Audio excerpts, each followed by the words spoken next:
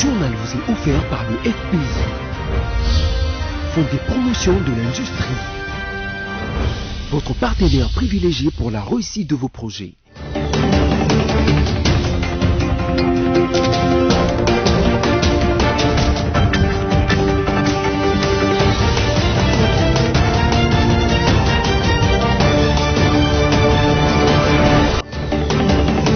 Mesdames et messieurs, bienvenue à ce nouveau numéro du journal sur BSC Télévision dont voici le principal titre.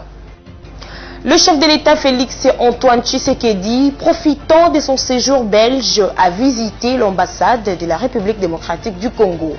Une réflexion sur l'état de droit qui signifie application fidèle de toute la hiérarchie des lois dans un pays et dont la justice n'est qu'un sous-ensemble pénéré à écrire ses lettres de noblesse en République démocratique du Congo. Enfin, au cours d'une interview accordée à BSC Télévision ce mercredi 16 mars, Eddie Nobel, chargé des programmes terrain chez Elika Jeunesse, définit la contraception comme étant moyen qui sert à une femme et un homme d'éviter une grossesse lors d'un rapport sexuel. Encore une fois, bienvenue dans ce journal. Le chef de l'État, Félix Antoine Tshisekedi, profitant de son séjour belge, a visité l'ambassade de la République démocratique du Congo. C'était une visite de travail selon la présidence de la République. En même, Félix Tshisekedi a reçu en audience André Flao, ancien ministre belge de la Défense. Suivez. Profitant de son séjour en Belgique, le président de la République démocratique du Congo s'est rendu lundi 14 mars 2022 à l'ambassade de la RDC. D'après la présidence de la République qui a annoncé l'information via le compte officiel Twitter, il était question pour le chef de l'État d'effectuer une visite de travail. Celle-ci a duré plus de 4 heures. Le même jour, Félix Tshisekedi a reçu en audience André Flao, ancien ministre belge de la Défense. En ce qui concerne les retours à Kinshasa du président, la présidence continue d'affirmer qu'il y aura lieu très prochainement. Rappelons par ailleurs que contrairement aux informations faisant état d'une opération du cœur qu'aurait subi Félix Tshisekedi, la présidence a affirmé le 11 mars dernier qu'il s'agissait plutôt d'une hernie discale. La même source avait rassuré que tout s'était bien déroulé et que le chef de l'État s'est porté bien. La moralité et les parcours politico-professionnels de certains cadres de l'Union sacrée de la nation font débat compte tenu de la sainteté managériale dont ils sont censés faire. Voilà pourquoi l'adhésion à l'Union sacrée ne devrait pas se faire sans critères prédéfinis. L'expérience réalisée devrait pousser à changer de fusil d'épaule. Réflexion de la rédaction de BSC Télévision dans cet éditorial signé Sami Bosongo. L'adhésion de Willy Bakonga à l'Union sacrée et le mécanisme fourre-tout mis en place lors de la création de cette plateforme politique donnent matière à réflexion. N'importe qui est accepté à l'Union sacrée sans tenir compte de sa moralité et de son parcours politico-professionnel, pourvu, pour le cas de parlementaires par exemple, qu'ils permettent à l'Union sacrée d'avoir la majorité parlementaire ou de réconforter celle-ci. La conséquence de cette réalité est telle que l'Union sacrée peine à concrétiser bien des choses miroitées au peuple alors qu'on le convient à adopter cette plateforme. Au point qu'aujourd'hui, il faut encore changer la Constitution pour donner plus de pouvoir au chef de l'État afin, prétend-on, de lui permettre de développer la RDC. Tout ce qui se passe aura du pragmatisme républicain de l'Union sacrée a tendance à crédibiliser des rumeurs selon lesquelles beaucoup ont adhéré à l'Union sacrée par peur de la répression judiciaire en vogue. L'Union sacrée de la nation apparaît ainsi donc comme un refuge des opportunistes politiques dont la philosophie, peu importe ce que l'opinion peut en dire, est de toujours être dans les camps du pouvoir pour se jouir d'autres dividendes inavoués. Si l'on vise à ne servir que le peuple, il va falloir qu'à l'avenir, on définisse dès le départ les critères que doit remplir quiconque veut adhérer à une plateforme au pouvoir qui promet monts et merveilles au peuple préoccupé par les changements authentiques dans son pays. Et voilà, l'état de droit qui signifie application fidèle de toute la hiérarchie des lois dans un pays et dont la justice n'est qu'un sous-ensemble pénéré à écrire ses lettres de noblesse en République démocratique du Congo. Des cas, notamment en justice, entraîneraient des critiques contre cet élan des redressements du pays qui en a pourtant grand besoin au regard du grand nombre des impétinents et dissolus politiques parmi ses fils et filles. Samy Bosongo signe encore ce reportage. Le cas du procès de Ferdinand Kambere qui a continué en dépit du fait que le plaignant avait retiré sa plainte, la peine capitale requise contre ce membre de l'opposition par le ministère public, le caractère sélectif de la sévérité des procès, ainsi de suite, sont des exemples qui, à défaut de faire de l'état de droit une parodie, attirent de vives critiques à cet élan de redressement du pays dont le régime actuel se veut le porte-étendard. La critique la plus fréquente est celle qui dénonce et décrit l'instrumentalisation de la justice pour des objectifs inavoués. Personne, pourtant, ne peut du reste récuser les vertus de l'état de droit dans un pays comme la RDC, dont le budget annuel n'atteint pas 10 milliards de dollars américains, alors que les malversations financières dans ces murs provoquent un coulage d'au moins 15 milliards de dollars par an. Un pays où les gens se bousculent pour occuper des postes politiques puisque motivés par la kleptomanie et la gloire. Il y a aussi des cas dont la justice ne se saisit pas, comme le dossier Taxaram, dont les contours nous remémorent la triste époque des intouchables du pays. Parlons bien, parlons mal de l'état de droit qui ne s'arrête pas qu'à la justice. Il faut juste qu'il soit au service des vrais défis nationaux et non au service des régimes qui vont se succéder en RDC. Ainsi, dans sa dimension justice équitable, l'état de droit frappera sans tenir compte des couleurs politiques quiconque entre en conflit avec les lois congolaises. Poursuivant ce journal, Richard Mouyège se sent désormais bien dans sa peau. C'est du moins ce qu'a déclaré le gouverneur du Lualaba qui avait quelques ennuis de santé. Par la même occasion, Richard Mouyège a dit merci au chef de l'État qui a accordé une attention particulière à son cas. On l'écoute. L'état de santé a beaucoup évolué et je me sens très bien. Mais c'était important que je passe ce matin voir le vice-premier ministre pour présenter mes remerciements. Remerciements au président de la République qui a autorisé que le VPM m'autorise de sortir. Je viens de passer plusieurs mois, c'était important. Ce n'était pas seulement les contrôles, c'était la poursuite des soins. Le choc que j'ai eu en décembre était très fort. Il y a des organes qui étaient affectés, il fallait absolument être totalement rétabli. Et je me sens en super forme. J'ai appris à marcher, ça a pris du temps, et maintenant je peux participer à un marathon. Autre chose dans ce journal, vous le savez, le Premier ministre honoraire Matata Mponyo est victime d'une injustice judiciaire selon ses avocats. À ce sujet, la jeunesse de l'Église du Christ au Congo, ECC, s'est prononcée le week-end dernier sur la situation judiciaire qui traverse Augustin Matata Mponyo. C'était lors de la clôture de leur congrès qui s'est tenu à Kinshasa pour notamment examiner la situation du pays et de l'Église. Les détails dans cet élément. C'était dans une salle archi-comble qu'est s'est clôturé le culte d'action de grâce de la Fédération protestante des jeunes. Nous sommes dans la salle de fête de l'Église du Christ au Congo, ECC. Ici, on peut voir la présence de plusieurs personnalités, entre autres le Premier ministre honoraire et sénateur Augustin Matata Mponyo et tant d'autres. Par ces congrès, la jeunesse a demandé aux autorités congolaises de ne pas utiliser la justice pour discriminer certains compatriotes. Nous demandons aux premiers citoyens de la République de tout mettre en œuvre pour qu'enfin la vision éclairée qu'il a pour notre pays soit matérialisée et que l'état des droits dans notre pays soit un concept réel. Nous demandons au président de la République, chef de l'État, garant du bon fonctionnement des institutions et magistrat suprême, de pouvoir s'impliquer personnellement et sans interférence dans les dossiers judiciaires, politiques, sécuritaires de nos frères et aînés. Nous citons l'honorable sénateur Matata Mponyo et de l'ancien directeur général Théophile Matondo dit Beseko, qui subissent des injustices et des humiliations de toutes formes. Le président de la jeunesse de ce congrès décrit l'injustice que subit Matata Ponyo malgré l'arrêt de la Cour constitutionnelle qui s'est déclarée incompétente à les juger. L'honorable sénateur Matata a parlé de leadership et la gouvernance de qualité. Et moi, j'ajouterai que cette leadership et gouvernance de qualité ne peut pas marcher sans l'unité.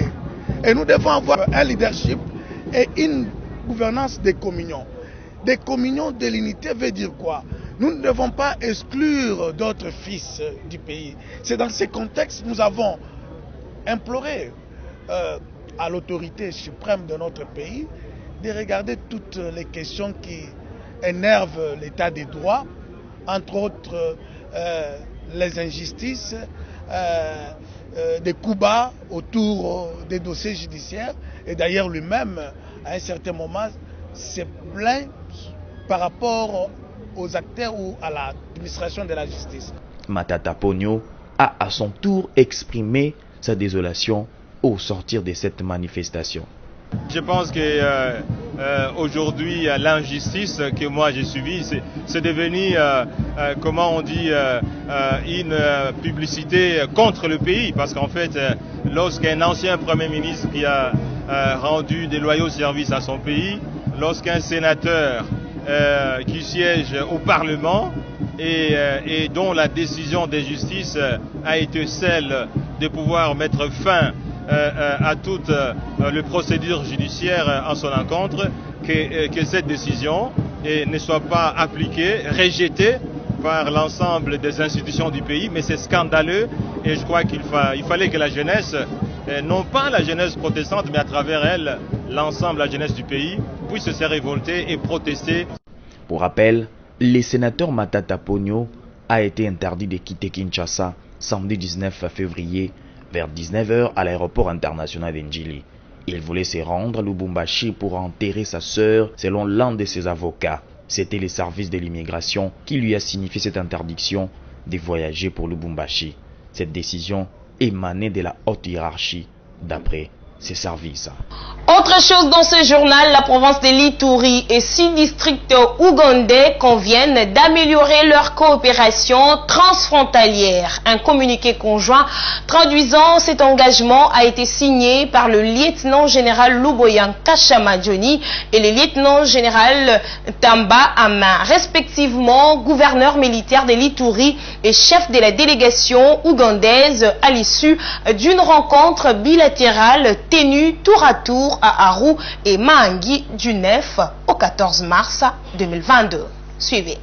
Pendant l'état de siège, toutes les batteries sont mises en marche pour assurer la sécurité de la population et de ses biens. D'un côté, les opérations de traque de groupes armés et de l'autre, l'administration militaire améliore la coopération transfrontalière. Dans ce sens, la province de l'Ituri et 6 districts ougandais s'engagent désormais à renforcer les relations notamment sur les plans sécuritaires et des échanges commerciaux. Engagement pris par le lieutenant-général Luboyan Kashamadjoni, gouverneur de l'Ituri, et le lieutenant-général Taban Amin, chef de la délégation de ces 6 districts, par la signature d'un communiqué final de la rencontre bilatérale tenue à Aru. Unega Egi, directeur de cabinet du gouverneur de l'Ituri, nous lit un extrait. Les chefs de délégation ont réaffirmé les bonnes relations qui existent si heureusement entre les deux États sous l'impulsion et la vision de leurs excellences Félix Antoine Tshisekedi Tshilombo, président de la République démocratique du Congo, et général Yoweri Kaguta Museveni, président de la République de l'Ouganda. Le général Taban Amin salue la concrétisation de la volonté de ces entités frontalières de collaborer pour leurs intérêts communs. Oesinyatire utuleka weza bundeko nakusangisa frontière tuzala batu moko tumeka kusilisa badérangement ya frontière pe sécurité zoloba tuzala langue moko. Pour le lieutenant-général Luboyan Kashamadjoni, cette bipartite a ouvert la voie à une nouvelle ère de collaboration entre l'Ituri et ses 6 districts ougandais. Je reste convaincu que nous allons tous œuvrer pour l'avènement d'une nouvelle coopération transfrontalière fondée sur l'intérêt supérieur de nos deux peuples et tournée vers l'avenir. Pendant 6 jours, les experts de 2 parties ont passé au peigne fin les différents problèmes d'intérêt commun, avec un accent particulier sur les incidents sécuritaires, question d'assurer le bien-être des populations se trouvant de part et d'autre de la frontière, conformément à la volonté du chef de l'État congolais, Félix Antoine Tshisekedi Tshilombo, et son homologue ougandais, Yoweri Kaguta Museveni. Le gouverneur militaire de l'Ituri a clôturé sa mission d'itinérance d'une semaine à Mangi et à Aru par une visite à Ariwara le lundi 14 mars 2022. Sur place, le lieutenant Luboya Nkashama a rassuré la population de la détermination de l'état de siège de mettre un terme à l'insécurité. Suivez. Le centre de négoce d'Ariwara, en territoire d'Aru dans la partie nord de Bunia, a constitué la dernière étape de la tournée d'itinéraire du lieutenant-général Luboya Kashamadjoni, gouverneur militaire de l'Ituri. Devant une marée humaine venue de tous les coins et au recoin d'Ariwara et environ, le lieutenant-général Luboya Kashamadjoni a eu des mots justes pour rassurer cette population de la détermination et la vision du chef de l'État et commandant suprême des forces armées et de la police nationale congolaise, Félix Tshisekedi Tshilombo, de restaurer la paix pour le développement de cette partie du pays. Cette première visite du commandant des opérations militaires en Ituri depuis l'installation de l'état de siège est saluée par les habitants d'Ariwara. Le passage du gouverneur de la province à Ariwara, marqué également par une visite éclair d'un hôtel 4 étoiles construit par un opérateur économique de la place. Une manière pour le numéro 1 de la province de l'Ituri d'encourager les initiatives de développement et d'inciter ceux-là qui continuent de détruire la province à abandonner leurs entreprises criminelles au profit des actions de développement. Il faut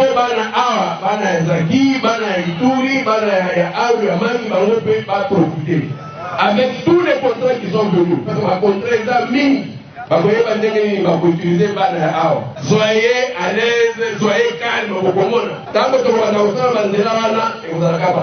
Avec la paix, de telles initiatives s'ajouteront d'ici paix grâce au programme de développement de 145 territoires. Donc la province de l'Ituri est une priorité pour le gouvernement de la RDC. A rassuré le lieutenant-général Luboya Kashamadjoni aux filles et fils d'Ariwara dans la chefferie des Zaki Mali.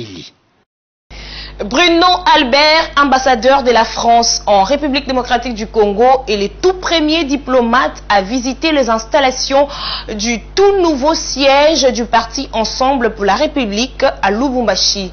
Outre le siège du parti, Bruno Albert a également visité la ferme Futuka de l'ancien gouverneur du Katanga. Reportage.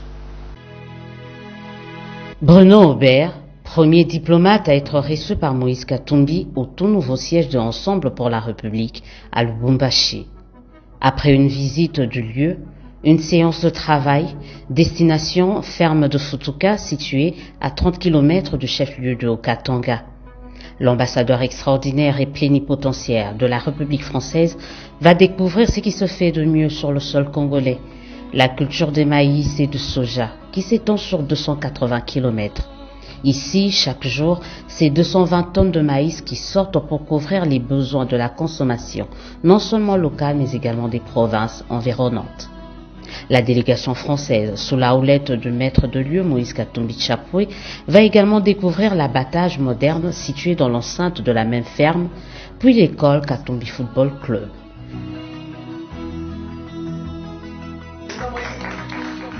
C'est à la minoterie de Machamba que le diplomate français et sa suite vont clôturer cette visite avec une mention satisfaction. Très impressionnant, le niveau, le moral qui règne ici, la qualité des équipements, de l'encadrement. Je crois que le président donne un allant moral à l'ensemble qui est transmis à l'ensemble des équipes. Très impressionné également par par mon compatriote l'entraîneur. Et je vois que ces jeunes ici sont formidables, ils sont dans le sport, de discipline du corps, de l'esprit, beaucoup de travail sur le mental et en même temps ils sont scolarisés. Que ces réalisations fassent école et qu'elles inspirent d'autres, tel est le souhait de Bruno Aubert. Au cours d'une interview accordée à BSC Télévision ce mercredi 16 mars, Eddie Nobel, chargé des programmes terrain chez Elikia Jeunesse, définit la contraception comme étant un moyen qui sert à une femme et un homme d'éviter une grossesse lors des rapports sexuels. On l'écoute. Et la contraception n'est rien d'autre que l'emploi de méthodes pouvant empêcher la survenue d'une grossesse après un rapport sexuel. Nos ancêtres, avant même que l'on ait la découverte de méthodes contraceptives artificielles, il y avait déjà la contraception qui se faisait dans la société africaine.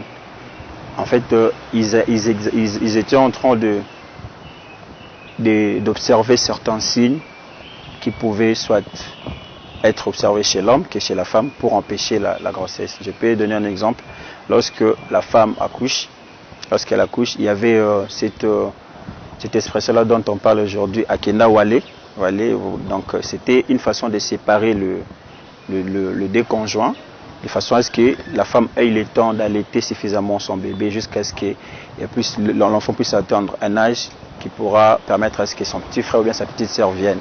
Sinon, si on les mettait ensemble, vous savez bien, après l'accouchement, la femme prend une autre allure, elle devient plus belle et il y a risque de tomber encore enceinte. Donc c'était aussi une méthode contraceptive, mais c'était naturel.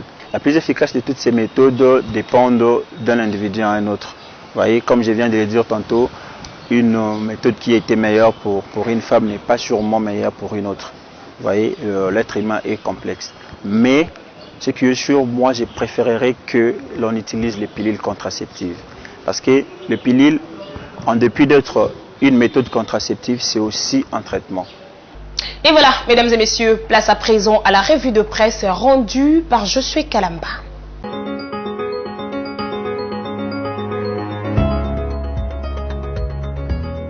Mesdames et messieurs, bienvenue dans la lecture de journaux Paris Séjour à Kinshasa.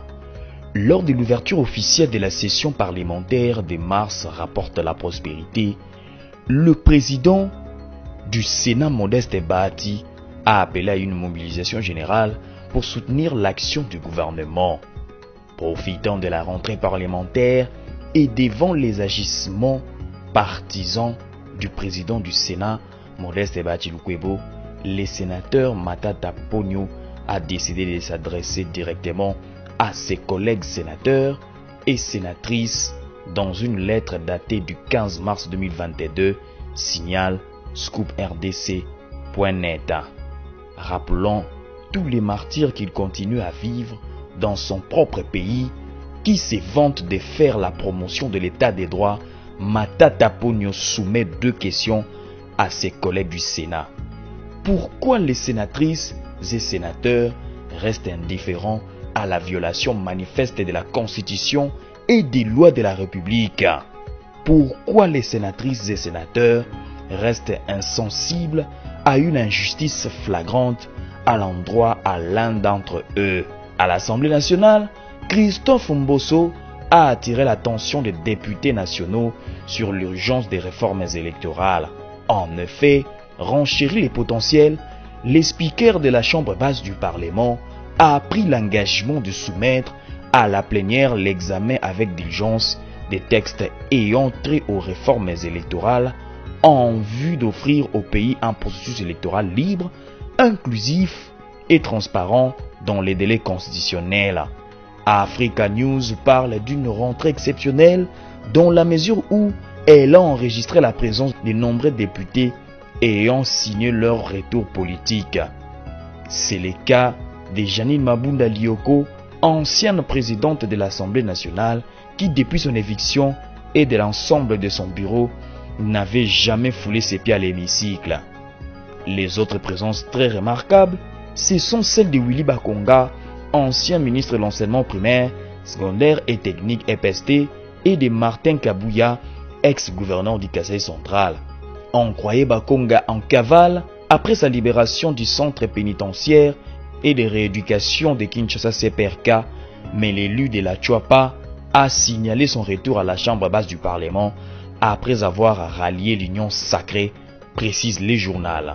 Christophe Mbosso a par ailleurs exprimé le vœu de voir cette loi prévoir des dispositions susceptibles de promouvoir plus de transparence et d'inclusivité au fin d'encourager une large participation de femmes et de jeunes au cycle électoral en cours, compte tenu du fait que ces deux catégories représentent près de 70% du corps électoral. Mesdames et messieurs, c'est la fin de cette revue de presse. Merci de l'avoir suivi.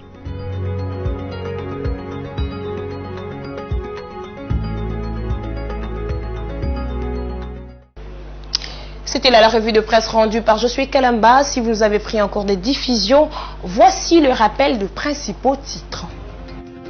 Le chef de l'État Félix Antoine Tshisekedi, profitant de son séjour belge, a visité l'ambassade de la République démocratique du Congo. Une réflexion sur l'état de droit qui signifie application fidèle de toute la hiérarchie de loi dans un pays et dont la justice n'est qu'un sous-ensemble pénéré à écrire ses lettres de noblesse en République démocratique du Congo.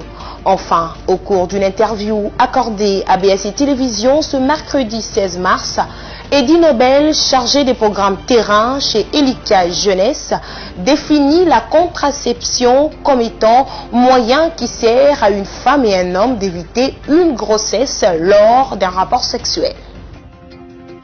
Chers téléspectateurs, ce journal préparé par la rédaction des BSC Télévision est complètement terminé. Merci à vous de l'avoir suivi, mais surtout, restez-nous fidèles.